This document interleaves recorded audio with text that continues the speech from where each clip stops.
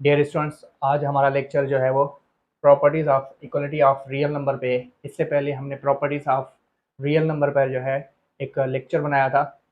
आज हमारा lecture properties of equality of real numbers पे है कि अगर प्रॉप इक्वलिटी में अगर रियल नंबर आ जाएँ तो उन पे जो प्रॉपर्टीज़ अप्लाई होती हैं तो वो कैसे होती हैं और उन पे किस तरह से हम जो है उन्हें मेज़र कर सकते हैं। बहुत ये भी एक इम्पॉर्टेंट टॉपिक है और ये आपकी नेक्स्ट एक्सरसाइज से जुड़ा हुआ है, तो इसलिए इसे समझ लेते हैं। सारी प्रॉपर्टीज़ जितनी भी है सारी आज के लेक्चर में हम क्लियर करेंगे। तो आइए स्टार्ट करते हैं। सबसे पहले हमारे पास है रिफ्लेक्सिव प्रॉपर्टी।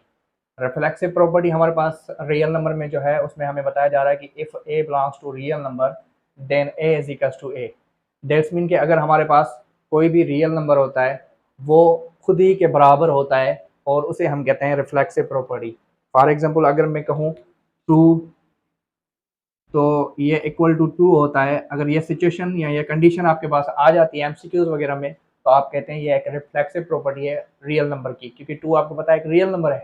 अगर ये माइनस में भी है तो यहाँ पे भी आपने माइनस ही सिंपल लगा देनी है। तो इससे हम क्या कहते हैं, reflexive property of real number in equality.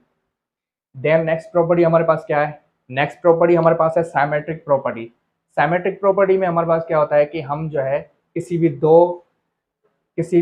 दो रियल नंबर्स को जो है वो कंपेयर करते हैं साइमेट्रिक प्रॉपर्टी में।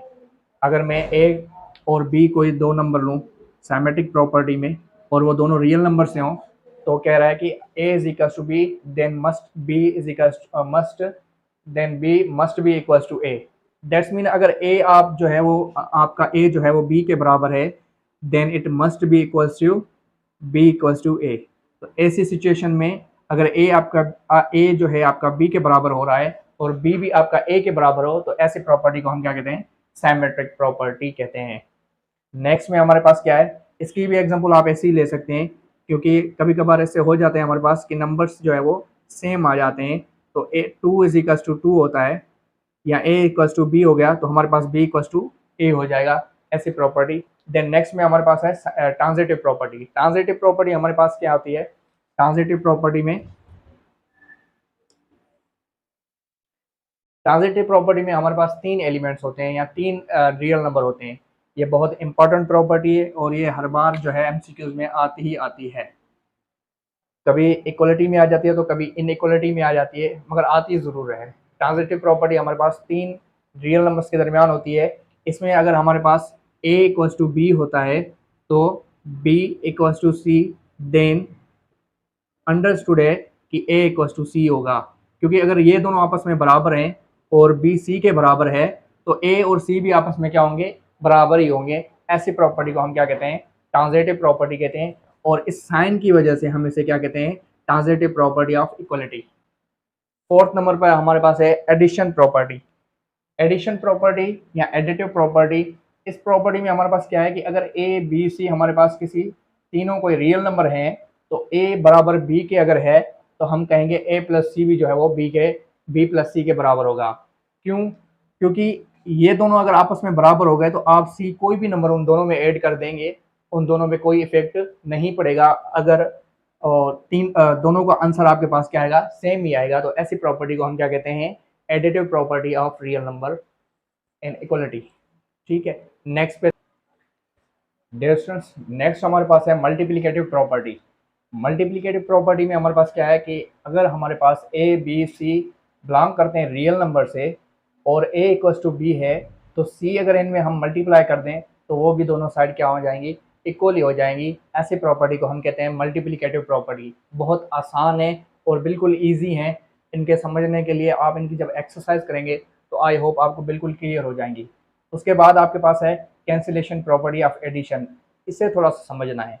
कैंसिलेशन प्रॉपर्टी ऑफ एडिशन में हमारे पास क्या है, ये एडिशन प्रॉपर्टी की बिल्कुल बरअक्स होती है, या हम यूँ कहें कि इनवर्स है। क्यों? वहाँ पे आपने देखा था अगर ए इक्वल्स टू बी था तो ए में सी को ऐड कर रहे थे और बी में सी को ऐड कर रहे थे, तो वो इक्वल हो रही थी।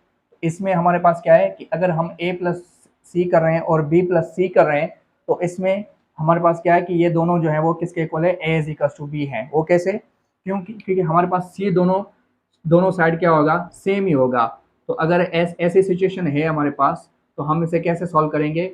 सी को अगर मैं इस तरफ लेके आऊँ, आपको पता है कि इक्वलिटी में जब हम किसी भी नंबर को मूव करते हैं तो वो साइन चेंज हो जाता है, तो ये माइनस माइनस हो जाएंगे, अगेन हमारे पास ए इज इक्वल टू क्या हो जाएगा, बी हो जाएगा, जो कि ये बता रहा है हमें। तो इस तरह से ये आपके पास प्रॉपर्टी लाई करती है, और इसे पढ़ते हैं हम कैंसिलेशन प्रॉपर्टी ऑफ एडिशन, यानी कि मैंने सी को क्या कर दिया, दोनों तरफ कैंसिल कर दिया, तो इस वजह से इसका नाम है कैंसिलेशन प्रॉपर्टी। देन अगेन हमारे पास है cancellation property for multiplication. Same rule apply करेंगे जिस तरह से यहाँ पे हमने किया था।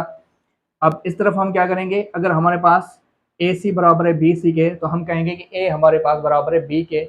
अगेन ये हमारे पास कैंसिलेशन प्रॉपर्टी फॉर मल्टीप्लीकेशन है, और इसमें हम कैसे कैंसिल करेंगे, A C is equal to B सी।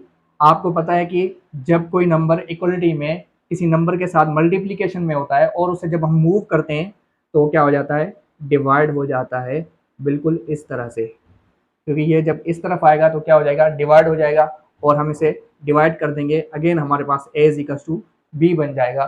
तो इसे हम कहते हैं कैंसिलेशन प्रॉपर्टी फॉर मल्टीप्लीकेशन। ठीक है स्टूडेंट्स, आज का लेक्चर यहाँ पे पूरा होता है, मिलते हैं नेक्स्ट लेक्चर में।